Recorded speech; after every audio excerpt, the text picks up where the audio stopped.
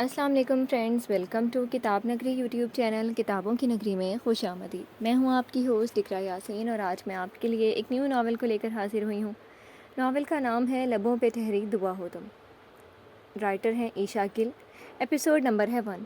لیکن اس ایپیسوڈ کو سٹارٹ کرنے سے پہلے آپ کر لیجئے ہمارے چینل کو سبسکرائب، ویڈیو کو لائک اور کلک کر لیجئے بیل آئیکن کو۔ اب آتے ہیں ایپیسوڈ کی جانب۔ اداسیوں کا یہ موسم بدل بھی سکتا تھا، وہ چاہتا تو میرے ساتھ چل بھی سکتا تھا۔ وہ شخص تو نے جسے چھوڑنے میں جلدی کی، تیرے مزاج کے سانچے میں ڈھل بھی سکتا تھا۔ وہ جلد باز خفا ہو کے چل دیا، ورنہ تنازعات کا کچھ حل نکل بھی سکتا تھا۔ انا نے ہاتھ اٹھانے نہیں دیا، ورنہ میری دعا سے وہ پتھر پگھل بھی سکتا تھا۔ تمام عمر تیرا منتظر رہا محسن، یا اور بات کے رستہ بدل بھی سکتا تھا۔ سمندر کی لہریں مسلسل ان کے سخت کھردرے پیروں کو بھگو رہی تھی، مگر وہ اس نمی سے بیگانہ پچھلے 1 گھنٹے سے اپنے جامد و ساکت وجود کے ساتھ ٹکٹکی باندھے سمندر کے پار ٹکی کی مانند دکھتے آتش برساتے آفتاب کو دیکھ رہے تھے۔ کتنے لمحے سر کے انہیں کچھ خبر نہ ہوئی۔ دونوں ہاتھ جینز کی جیبوں میں ڈالے، جینز کو ٹخنوں سے اوپر کیے بنا بت بنے وہ گردن میں جیسے سریا لیے اکڑے کھڑے تھے، اور اب گھٹنوں تک ان کی جینز گیلی ہو چکی تھی۔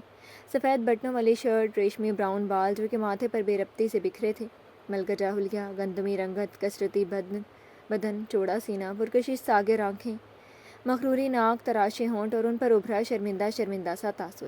اس وجاہت کے پیکر کو کئی لوگوں نے مڑ مڑ کر دیکھا، مگر وہ بھانت بھانت کی بولی بولتے لوگوں کے رش اور اپنے اوپر اٹھتی کئی ستائشی نظروں سے یکسر بیگانہ اپنی ہی ذات کی الجھنوں میں گم تھے۔ کانوں میں چند فکرے متواتر گردش کر رہے تھے، آنکھوں کے سامنے ایک منظر رواں ہونے لگا۔ میں مر جاؤں گی آقا، میں مر جاؤں گی، پلیز مجھے ادھورا مت کریں، مجھ سے دور مت جائیں۔ وہ فریاد کر رہی تھی اور وہ سمود کھڑے تھے۔ آقا میں آپ سے بہت پیار کرتی ہوں، آپ سن رہے ہیں نا؟ بہت پیار کرتی ہوں میں آپ سے، میرے حال پر رحم کریں، مجھے اپنا لیں۔ ان کے سینے سے لگی ان کے کرتے کو سختی سے مٹھیوں میں دبوچے مسلسل روئی جا رہی تھی، مگر وہ کٹھور بنے کھڑے تھے۔ آقا آپ جو کہیں گے ساری زندگی چپ چاپ وہ کروں گی، کبھی آپ کی کسی بات سے انکار نہیں کروں گی، آپ کی باندی بن کر رہ لوں گی، یہ ساری زندگی آپ کے قدموں میں گزار دوں گی، مگر بس مجھے اپنا بنا لیں۔ ہاتھ جوڑے التجا کر رہی تھی، اپنی محبت کی بھیک مانگ رہی تھی، مگر وہ اندر ہی اندر تڑپنے کے باوجود بھی اسے اپنانے کی حامی نہیں بھر پائی۔ ایک بار دیکھیے میری طرف، کہ آپ کو مجھ پہ ترس نہیں آتا، آپ کا دل نہیں تڑپ رہا میرے آنسوؤں پر؟ آپ اپنی ایزل سے کیسے اس قدر بیگانہ ہو سکتے ہیں؟ وہ ساری دنیا سے بیگانہ ہو سکتے تھے، مگر اس چھوٹی سی لڑکی سے کبھی نہیں۔ مگر اس وقت حالات ہی ایسے تھے کہ اس کے بڑھے ہاتھ کو چاہتے تو بھی نہیں تھام سکتے تھے۔ نہیں آقا، ایسا مت کریں، مت کہیں مجھے جانے کو، وہ التجا کر رہی تھی، مگر انہوں نے اس کی ایک نہ سنی اور سنگ دلی سے اسے چلے جانے کا کہا۔ منظر ایک دم دھندلا ہو کر چھٹا، الفاظ ذرا ذرا بن کر ہوا میں تحلیل ہو گئے۔ ان کا اٹھا سر ایک دم سے جھک گیا، اتنا کہ جتنا کسی پھانسی دیے انسان کا جھک جاتا ہے۔ یوں دکھائی دیتا تھا جیسے آگ پر ساتا سورج بھی اسے لمحے ٹھنڈا پڑتا نیچے کو سرکا تھا۔ ہوائیں یکلخت تیزی سے رقص کرنے لگی، سمندری مائل آسمان سرخ اور کالی گھٹاؤں میں تبدیل ہونے لگا، ان کے پتھریلے ہونٹوں پر حرکت ہوئی۔ مجھے معاف کر دو میرا بچہ، بہت تکلیف پہنچائی میں نے تمہیں۔ ایزل میری جان، مجھے معاف کر دو، وہ بتدریج بڑبڑائے، اور پھر خود پہ جیسے کوئی ادراک سا ہوا تھا، کوئی انکشاف، وہ چونکے اور ساحل سمندر کی ریت میں دھسے پیر ہٹانے لگے۔ زور سے واش روم کا دروازہ بند کرتی، بالوں کو تولیے کی قید سے رہائی بخشنے کے بعد تولیہ اچھال کر بیڈ پر پھینکتی ڈریسنگ کے سامنے چلی آئی۔ آئینے میں خود کو دیکھتے ہوئے بال بکھیرے اور ڈرائر چلا کر انہیں مزید خشک کرنے لگی، ساتھ ہی ساتھ گنگناتی رہی۔ آنکھوں کے سامنے کسی خاص شخص کا عکس جو دکھائی دے رہا تھا، تبھی گانے کے بول اس کے نام کرتے ہوئے لبوں پر دلکش مسکراہٹ تھی۔ شانوں سے تھوڑا سا نیچے تک آتے بال ڈرائر کی ہوا کے سبب لہراتے ہی جا رہے تھے۔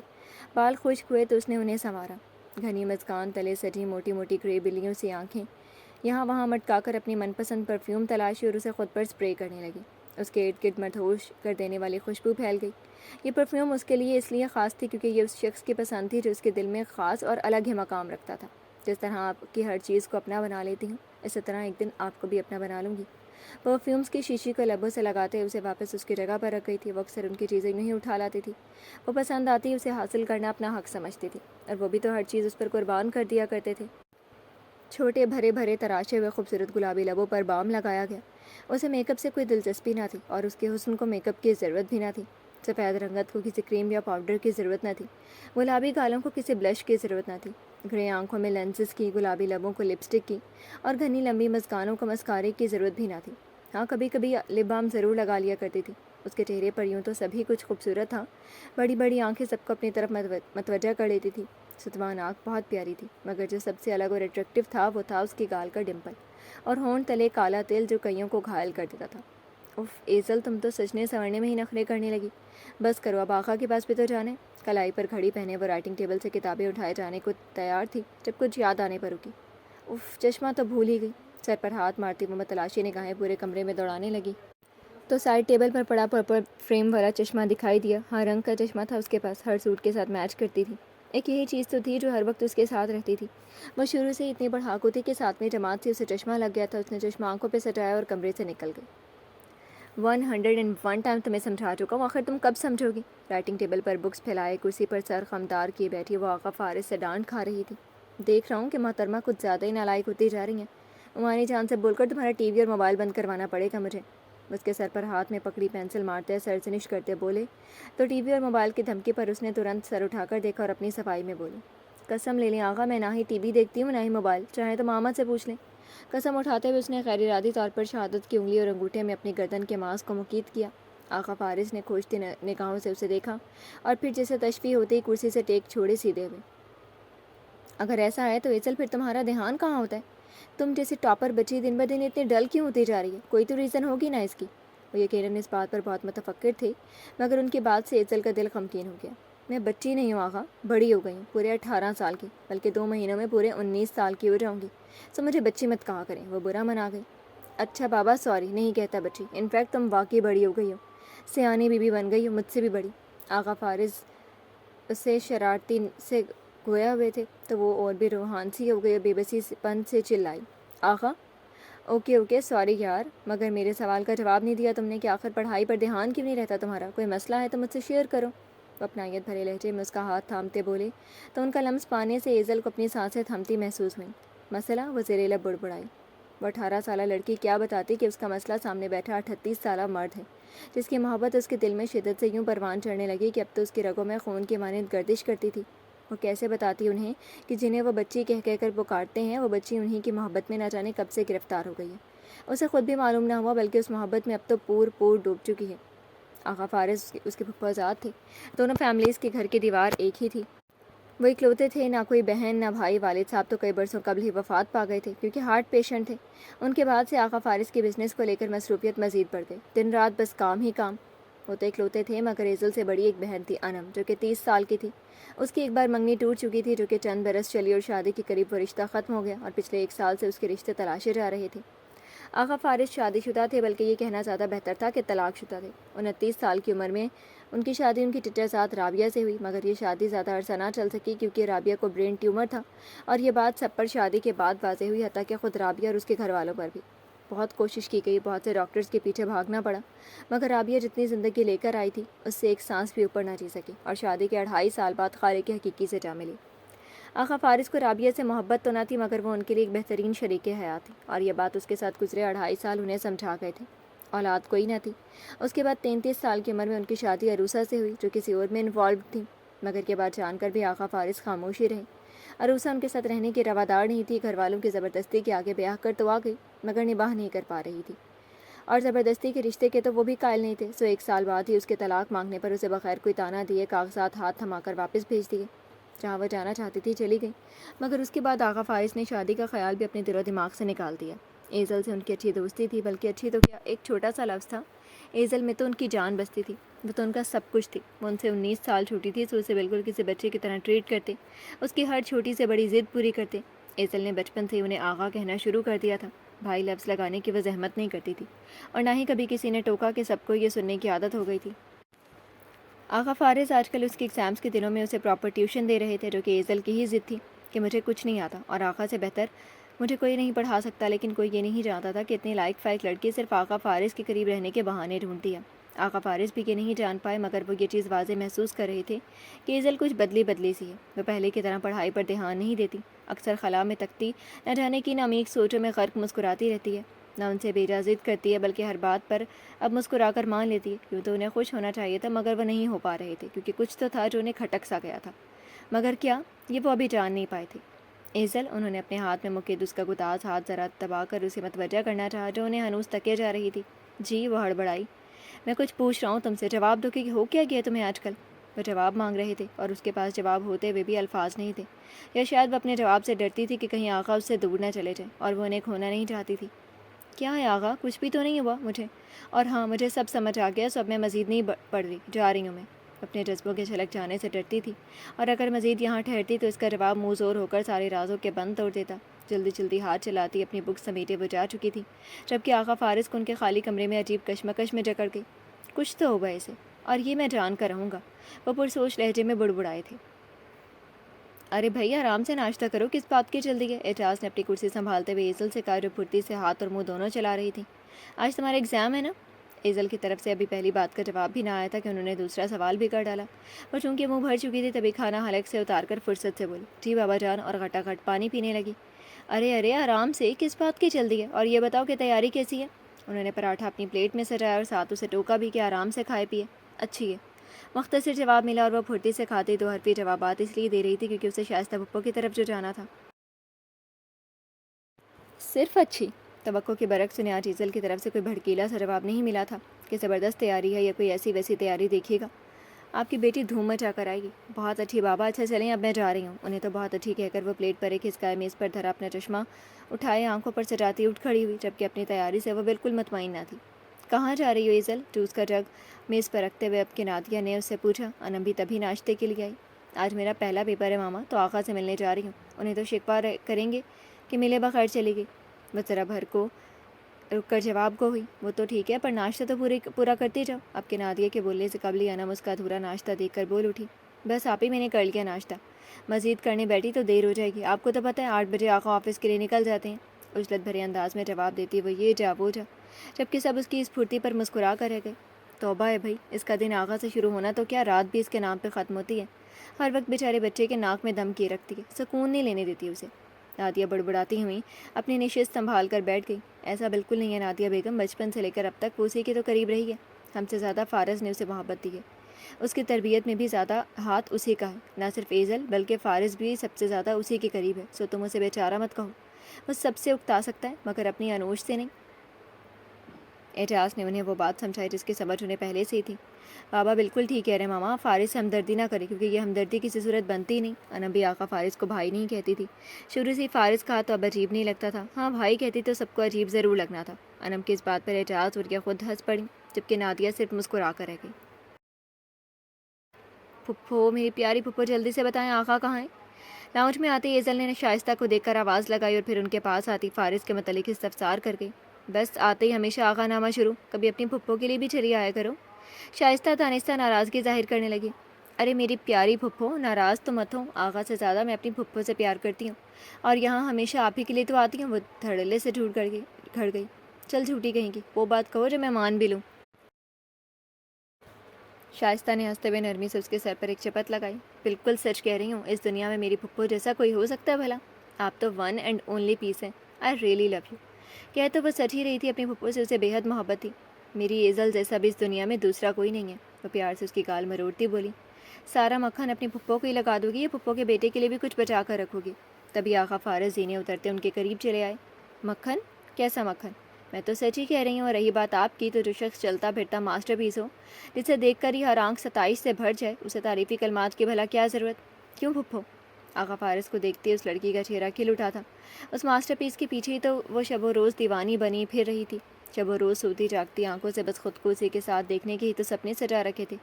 ان سپنوں کے پورے ہونے کی امید بھی تھی اور ٹوٹ جانے کا خوف بھی۔ بالکل، میرا بیٹا تو ہے ہی چاند کا ٹکڑا، قابل، فرما بردار اور ہونہار۔ میرا فارس کسی شہزادے سے کم ہے بھلا؟ شائستہ بھی اپنے اس خوبرو بیٹے کے گن گانے لگی۔ کیا بات ہے، آج تو صبح صبح ہی تعریفوں کے ٹوکرے لادے جا رہے ہیں مجھ پر۔ انہوں نے باری باری ان دونوں کو دیکھتے ہوئے کہا جن سے وہ اس دنیا میں سب سے زیادہ محبت کرتے تھے، ایک ماں اور ایک ایزل، مگر ان کے انوش کے لیے محبت اس محبت سے یکسر مختلف تھی جو ایزل ان سے کرتی تھی۔ کیونکہ آپ ہیں ہی تعریف کے قابل، جواب ایزل کی طرف سے آیا۔ اچھا تم لوگ کرو باتیں، میں ناشتہ لگوا لوں۔ ایزل تم کرو گی ناشتہ؟ جاتے جاتے شائستہ نے پوچھا۔ نہیں پھپھو، میں کر چکی ہوں، جواب ملا تو وہ پلٹ گئی۔ ہاں جی، تو کیا کہہ رہی تھی مس چشمش کہ میں ہوں ہی تعریف کے قابل؟ ذرا بتائیں ایسا کیا ہے مجھ میں جو ہر ایک کی آنکھ میں میرے لیے ستائش بھر جائے؟ وہ شوق کے لیے اس کے روبرو اور قریب آ کھڑے ہوئے اور شرارت بھری نگاہوں سے اسے تکنے لگے، جبکہ ایزل سفید شرٹ ब्लैक टाई और ब्लैक ही पैंट कोट में मलबूस ऊंचे लंबे चौड़े कसरती बदन, गंधमी रंगत और कातिलाना नकूश लिए सामने खड़े शख्स को अपने करीब पाकर अपनी धड़कनों को अथल पथल होने से रोक नहीं पाई। वह जब पास होता था तो उसे सर उठाकर उन्हें देखना पड़ता था, क्योंकि उनके मुकाबले में वह धान 5 हुई मुँह से सिर्फ उनके सीने तक आती थी। हाँ, हील्स पहन लेती तो कंधे तक रसाई हासिल कर जाती थी। वो सवाल कर रहे थे जबकि वो उन्हें अपने करीब पाकर सारे जवाब भूल चुकी थी और बस यकटक उन्हें देखे जा रही थी। देखो, अब ये खामोशी से काम नहीं चलेगा, जवाब तो तुम्हें देना ही पड़ेगा। उसे लबस्ता पाकर वो दोबारा गोया हुए तो वो अपनी मस्काने खमदार करती लब काटने लगी कि उस शख्स की तारीफ में वो अल्फाज कहाँ से लाए जो बेशकीमत हों, अनमोल हों, खूबसूरत हों। वो अल्फाज कहाँ से लाए जिनमें उस शख्स की शख्सियत को खूबसूरती से बयान कर सके। क्या ये दुनिया आपको एज़ल की नज़र से देखती है? अगर नहीं तो फिर उनकी सताइश और एज़ल की सताइश में ज़मीन आसमान का फ़र्क है, और एज़ल की नज़रों की सताइश आपके नज़दीक लफ्ज़ों के मोहताज हैं, क्योंकि मेरी आंखें, मेरे अनकहे लफ्ज़ आपसे बेहतर कोई नहीं समझ सकता, है ना आका? मस्काने उठाए उम्मीद तलब चमकती आंखें फिर से आका फारिस पर टिकाई थीं। आका फारिस के लबों की मुस्कान उसके जवाब से मज़ीद गहरी हुई। उन्होंने उसका चेहरा अपने हाथों में भरा और मोहब्बत से गोया भी, ये दुनिया वाकई मुझे मेरी एज़ल की नज़रों से नहीं देख सकती, और मुझे इन्हीं नज़रों की ज़रूरत है जो मुझसे हमेशा यही कहती हैं कि तुम बहुत ख़ास हो आका, तुम वाकई सबसे अलग हो। एक मेरी माँ और एक मेरी एज़ल, ये दोनों कभी भी अपने आका के लिए कुछ गलत सोच सकती ही नहीं। आखिर में उन्होंने झुककर एक प्यार भरा बोसा उसके माथे पर देते हुए अपने होंठों के लम्स से उस हिस्से को मातबर कर दिया और उसके गाल पर एक चुटकी भी भरी। एज़ल के तो गोया दिल में ठंडक भरी फुहार फूट पड़ी थी। उनके लम्स और लफ्ज़ों से वो लफ्ज़ जो उसके लिए कीमती मता से कम न थे, और वो लम्स जो उसे अंदर ही अंदर सरशारी बख्शने के साथ साथ पागल सा कर के रख देता था। ये क्या बात हुई आका? तो आप बस मेरे हैं ना कि पुप्पो के? पुप्पो के लिए आप फारिस हैं, इनफैक्ट सब के लिए आप फारिस हैं। सारी तारीफ से हटकर वो सिर्फ उन लफ्ज़ों पर मुंह फुला गई थी। अरे मेरा बच्चा, गलती से बोल दिया, अब तो मूड मत ख़राब कर लेना। आका फारिस ने अपने सर पर हाथ फेरा। आपको पता है ना कि आपको फ़कत मैं ही आका कहकर पुकार सकती हूँ, और ना कोई आपको आका कहेगा, ना आप उसके लिए आका हैं। वो ज़िद्दीपन से गोया हुई तो वो मुस्कुरा दिए। हाँ हाँ, पता है, बहुत अच्छे से पता है कि तुम्हारे सिवा मुझे कोई भी आगा नहीं कह सकता। अब चलो शाबाश, मूड से ही करो। बल्कि याद आया, आज तो तुम्हारा एग्ज़ाम है ना, कैसी तैयारी है? जो जो पढ़ाया सब याद है ना? उसे लिए वो डाइनिंग रूम की तरफ बढ़ते याद आने पर बोले, सब याद है आका, हर फन याद है, आप देखिएगा 3 घंटे का पेपर 1 घंटे में यूँ ख़त्म करके आऊँगी। उसने चुटकियाँ बजाएं गोया चुटकियों में ख़त्म करने की तला दी हो। मुझे तुमसे यही उम्मीद है कि तुम मुझे कभी मायूस नहीं करोगी। बहुत मान था उन्हें एज़ल पर। सब चीज़ें रख ली ना चश्मिश, कोई मिसिंग तो नहीं? और नाश्ता ठीक से किया ना? मेरे साथ जाओगी या ड्राइवर के साथ?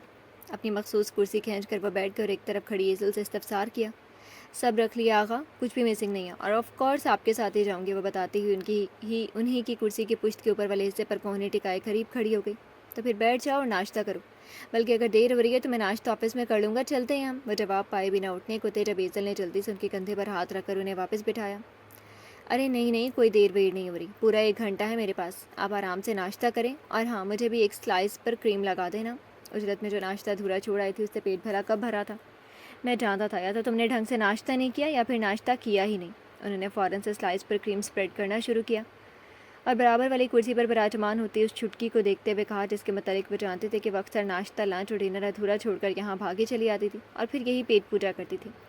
हाय, कैसे बताऊँ आका, जो मज़ा आपके साथ बैठकर आपके हाथों से खाने में है वो आपके बिना खाने में कहाँ। वो हसरत भरी सोच सोच कर रह गई।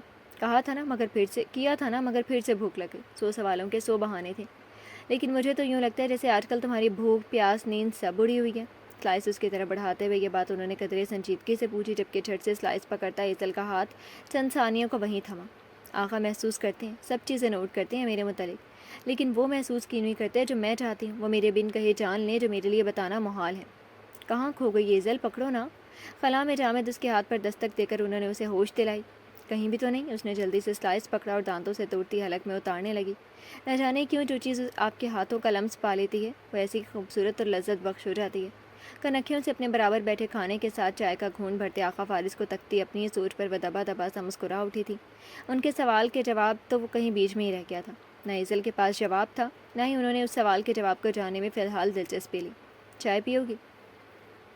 उन्होंने चाय का पूछा। यूँ तो एज़ल का इतना दिल नहीं चाह रहा था, मगर वो चूँकि अपने हाथों से डालकर पेश करते से इनकार न कर पाई और इस बात में सर को जुम्बिश दे डाली। देखो एज़ल, तुमने ना सिर्फ आज बल्कि हर इम्तिहान में बेहतरीन कारकर्दगी दिखाते हुए कामयाबी हासिल करनी है। मुझे तुमसे बहुत सी उम्मीदें हैं। मैं तुम्हें फ़कत बिज़नेस वुमेन नहीं बल्कि एक काबिल बिज़नेस वुमेन के रूप में देखने का मुतमनी हूँ, और तुम्हारी स्टडी के मुतालिक कभी भी किसी भी किस्म की भी कोई कोताही बर्दाश्त नहीं करूँगा। इसलिए इस मामले में कभी लापरवाही मत दिखाना।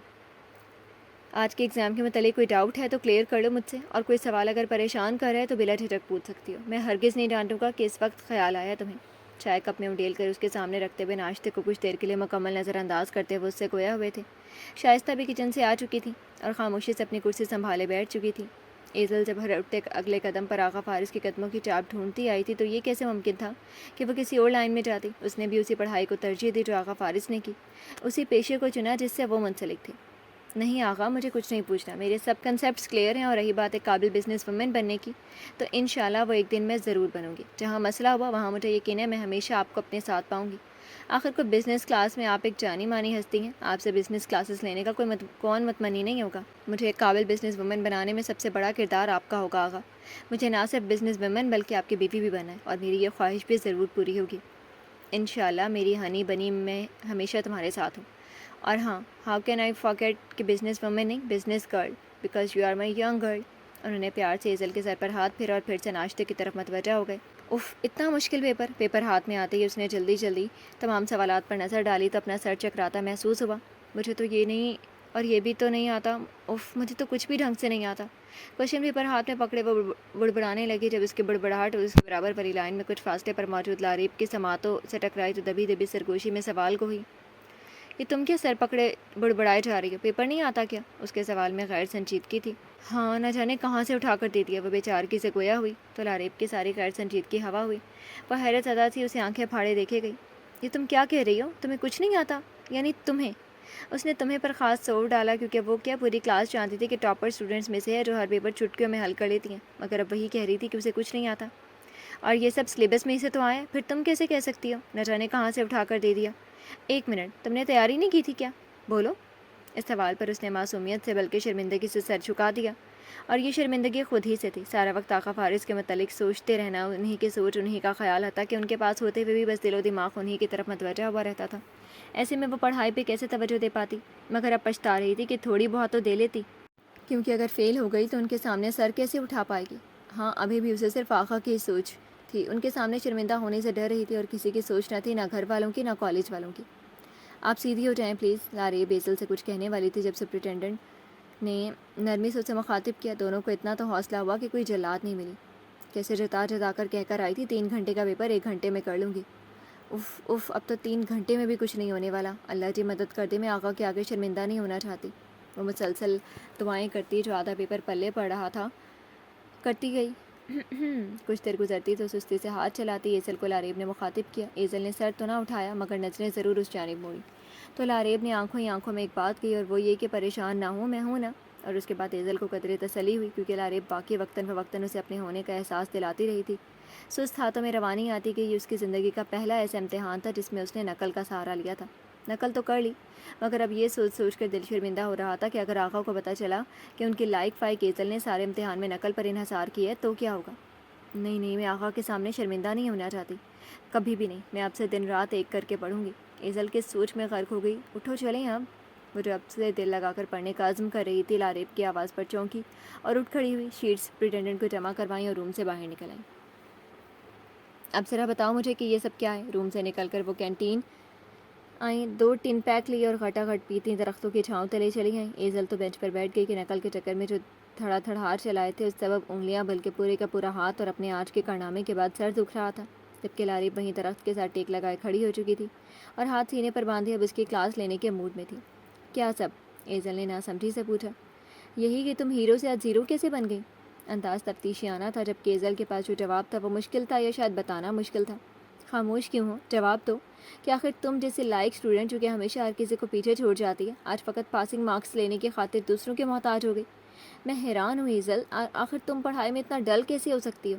جبکہ آج کا پیپر تو تم جیسے اسٹوڈنٹ تو کیا ہم نالائقوں کے لیے بھی بائیں ہاتھ کا کھیل تھا۔ بات تو لاریب کی صحیح تھی، مگر ایزل کی زبان اس کا جواب اگلنا نہیں چاہتی تھی اور کوئی معقول بہانہ بھی نہیں بن پا رہا تھا۔ بس کچھ دنوں سے طبیعت کافی ناساز رہی، اسی سبب تیاری نہیں کر پائی، اور تمہیں تو پتہ یہ سبجیکٹ مجھے کوئی خاص پسند نہیں، تبھی بے دلی سے پڑھا جو تھوڑا بہت پڑھا۔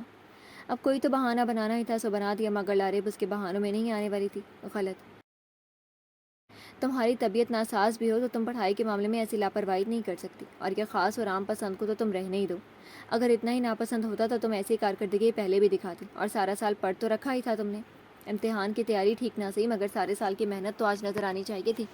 مگر تمہیں یاد ہوگا میں نے چھٹیوں سے قبل 3 ہفتے پہلے آخری ملاقات میں تم سے کچھ کہا تھا. جو لڑکی سب پڑھا لکھا بھولتی جا رہی تھی وہ باتیں کیسے یاد رکھتی؟ کیا کہا تھا مجھے یاد نہیں. ایزل شانے اٹکا گئی تو لاری بندے ہاتھ کھولتی درخت سے ٹیک لگائے اس کے پہلو میں آ بیٹھی. جانتی تھی تم بھول چکی ہوگی مگر جو تب کہا وہی اب کہوں گی کہ تمہیں کیا ہو گیا. ہر وقت نہ جانے کن سوچوں میں کھوئی رہتی ہو. پڑھائی میں تمہاری وہ کارکردگی سامنے نہیں آ رہی جو ہمیشہ سے نظر آتی آئی ہے. ضرور کوئی بات ہے جو تمہیں پریشان کری ہے یا پھر ایک منٹ ایزل تم کہیں کسی کو پسند تو نہیں کرنے لگے؟ اگر ایسا کچھ ہے تو مجھے بتاؤ. میں تمہاری سب سے اچھی دوست ہوں نا. جو بھی بات ہے مجھ سے شیئر کرو. اس کے کندھے پر ہاتھ رکھے اپنائیت سے بولی تو ایزل نے ایک سرد آنکھ خارج کی. لارب اس کے اسکول کے زمانے سے دوست تھی اور ان کی دوستی کو 7 سال ہونے کو تھے. وہ اپنی ہر بات ایک دوسرے کی گوش گزار کرتی تھی مگر یہ بات ایسی تھی کہ وہ بتانے سے جھجکتی تھی.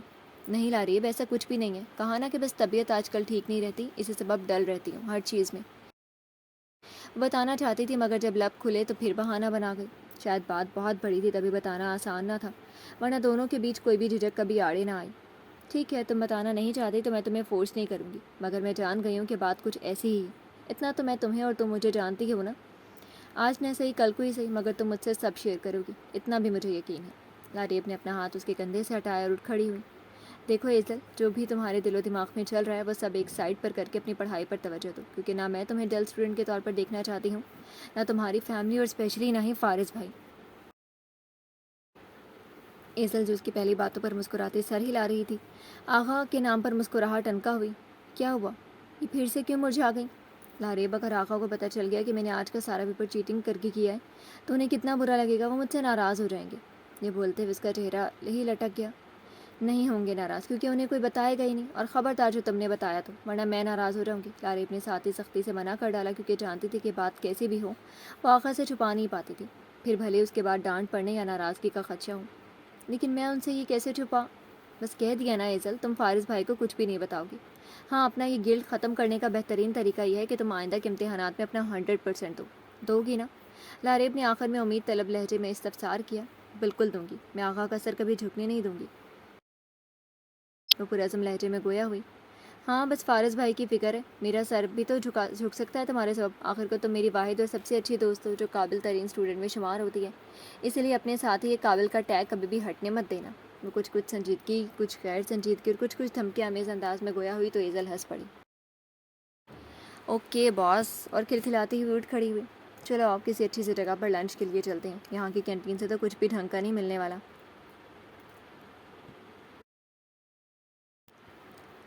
ایزل کا دل تو نہ تھا کچھ بھی کھانے پینے کو مگر لاریب کے گھسیٹنے پر چل پڑی. ایزل اٹھ جاؤ کب تک سوتی رہو گی؟ ایزل 3 گھنٹے تیاری کرنے کے بعد اب پچھلے 3 گھنٹوں سے ہی سو رہی تھی. اب شام کے 7 بج رہے تھے. سونے دو نا آپ ہی بہت تھکی ہوئی ہیں. نیند میں ڈوبی آواز کے ساتھ جواب دینے کے بعد وہ کوشن میں منہ دے گئی. اچھا ٹھیک ہے سوتی رہو. میں تو بس یہ بتانے آئی تھی کہ فارض آئی ہیں نیچے اور بلا رہے ہیں تمہیں مگر ٹھیک ہے میں جا کر کہہ دیتی ہوں کہ محترمہ کا اٹھنے کا کوئی موڈ نہیں. کیا آغا آئے ہیں؟ اور آغا کا نام سنتے ہی وہ اچھل کر بیٹھی. شرارتی لہجے میں کہتی انم دروازے تک پہنچی تھی کہ اس کے یوں اٹھ کر چلانے پر رک گئی اور مسکرائے بغیر نہ رہ سکی کیونکہ جانتی تھی وہ اور کسی بات پر اٹھے نہ اٹھے آغا کا نام سنتے ہی اٹھ جائے گی. ہاں بالکل اور نیچے تمہارا انتظار کر رہے ہیں تاکہ کب تم آؤ اور کب اپنے منہ سے بتاؤ کہ تمہارا پیپر کیسا ہوا. ایزل جو ان کے انتظار کا سنتے ہی بیڈ سے پاؤں نیچے لٹکائے اترنے کو تھی ان کے آنے کا سبب جان کر وہیں بیٹھی رہ گئی تھی. ارے یہ میں کیسے بھول گئی. اب کیا آغا سے جھوٹ بولنا پڑے گا؟ لیکن نہیں جھوٹ کیسا. پیپر تو میرا بہت اچھا ہوا ہے مگر ہوا تو نقل کے سہارے ہی. خیر جانا تو پڑے گئی. اب بیٹھی کیا سوچ رہی ہو ایزل؟ اٹھ بھی جاؤ اور کبھی خود بھی اپنے کمرے کی حالت درست کر لیا کرو. انم کی آواز پر وہ چونکی. اس نے ایک نظر سائڈ ٹیبل پہ پڑے کوشچن پیپر کو دیکھا اور پھر اسے لیے بنا اس کے برابر پڑا اپنا چشمہ اٹھائے اٹھ کھڑی ہوئی جبکہ انم اس کے اٹھنے کے بعد بیڈ شیٹ درست کرنے لگی. جی تو فرینڈس کیسی لگی آپ کو فرسٹ ایپیسوڈ؟ میں امید کرتی ہوں کہ آپ کو پسند آئی ہوگی. کمنٹ سیکشن میں اپنی رائے کا اظہار کرنا مت بھولیے گا. پھر حاضر ہوں گے ناول کے نیکسٹ ایپیسوڈ کے ساتھ. تب تک کے لیے اجازت دیجیے. شکریہ. اللہ حافظ.